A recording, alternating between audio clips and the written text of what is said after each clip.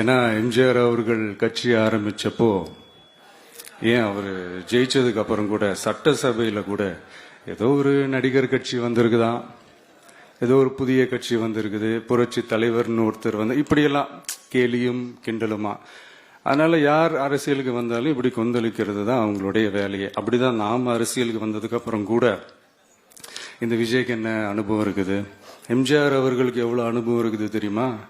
52லேருந்து 72 வரைக்கும் அந்த 20 இயர்ஸ் திமுகவில் இருந்த ஒரு அரசியல் அனுபவம் எவ்வளவு இருக்குது தெரியுமா? விஜய்க்கு என்ன பெரிய அனுபவம் இருக்குதுன்னு கேட்டா அதே வாய் தான். அன்னைக்கு எம்ஜிஆர் அவர்களை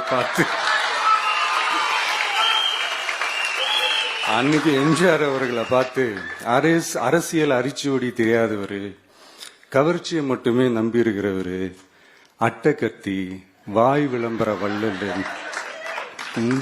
இவருக்கு